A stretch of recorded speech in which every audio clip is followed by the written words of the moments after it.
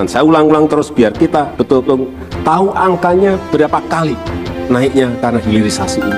Urusan yang berkaitan dengan pembukaan lapangan kerja. Karena hilirisasi di Sulteng sebelum hilirisasi hanya 1.800 tenaga kerja yang terangkut di dalam pengolahan nikel. Setelah hilirisasi menjadi 71.500 tenaga kerja yang bisa bekerja karena adanya hilirisasi nikel di Sulteng. Kemudian di Maluku Utara, Malut, sebelum hilirisasi hanya 500 orang. Setelah hilirisasi menjadi 45.600 pekerja yang bisa bekerja di hilirisasi nikel yang ada di sana.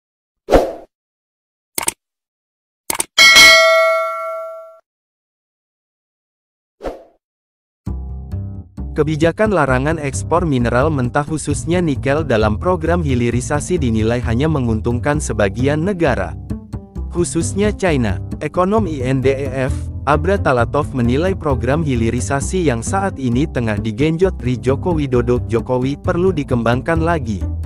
Pasalnya, hilirisasi yang dilakukan Indonesia saat ini baru sebatas pada industri yang mengolah barang setengah jadi. Abra mengakui kebijakan hilirisasi yang digencarkan pemerintah secara jangka pendek memang telah berdampak bagi perekonomian RI. Hal itu dapat tercermin dari sisi nilai ekspor mineral yang mengalami kenaikan cukup signifikan.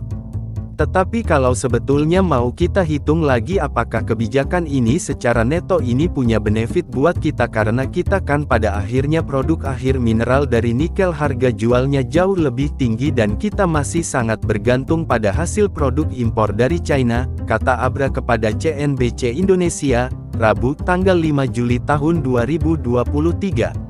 Abra berpesan agar pemerintah jangan berpuas diri hanya dengan berhasil melakukan ekspor barang setengah jadi. Mengingat kebijakan tersebut hanya menguntungkan China semata. Alih-alih menutup keran ekspor, Abra menilai agar pemerintah dapat kembali membuka keran ekspor mineral mentah ke luar negeri secara bertahap. Namun dengan catatan porsinya dibuat terbatas.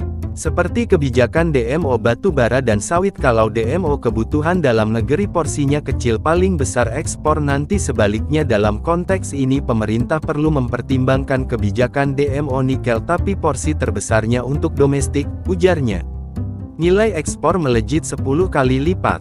Menteri Investasi Kepala Badan Koordinasi Penanaman Modal BKPM, Bahlil Lahadalia menyebut, kebijakan hilirisasi dan larangan ekspor nikel yang sudah dilakukan pemerintah sejak 2020 lalu telah berhasil menguntungkan hingga 30 miliar dolar atau setara 450 triliun rupiah asumsi kurs Rp15.000 per US dollar. Bahlil menjelaskan, kebijakan hilirisasi dan larangan ekspor biji nikel yang sudah diterapkan sejak Januari tahun 2020 telah berdampak positif pada perekonomian Indonesia.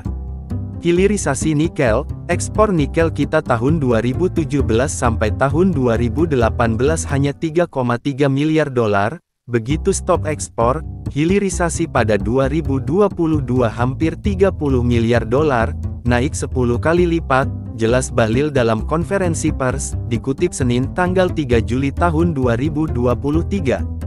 Dari sisi neraca perdagangan juga terjadi perbaikan dengan 25 bulan berturut-turut Indonesia selalu mengalami surplus. Khususnya dengan China yang merupakan mitra dagang utama Indonesia, terjadi perbaikan neraca perdagangan. Pada 2018, neraca dagang RI dengan China defisit sebesar 18,4 miliar dolar.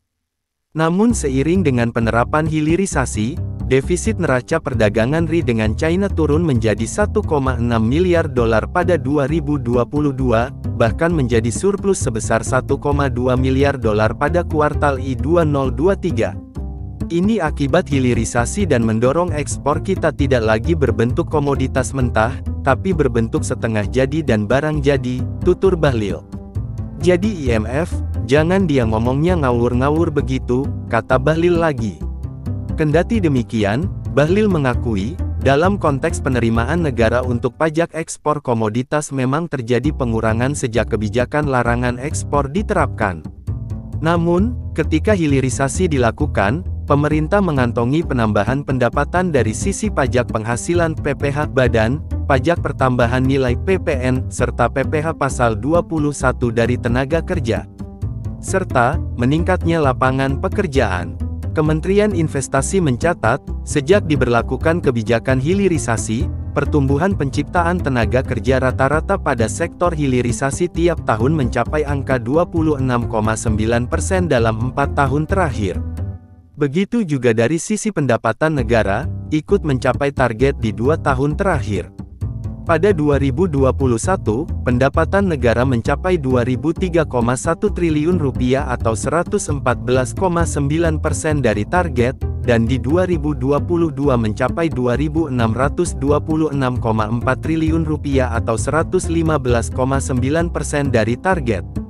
Yang tahu pendapatan negara tercapai bertambah atau tidak, itu bukan IMF, tapi kita, pemerintah Republik Indonesia, tegas Bahlil.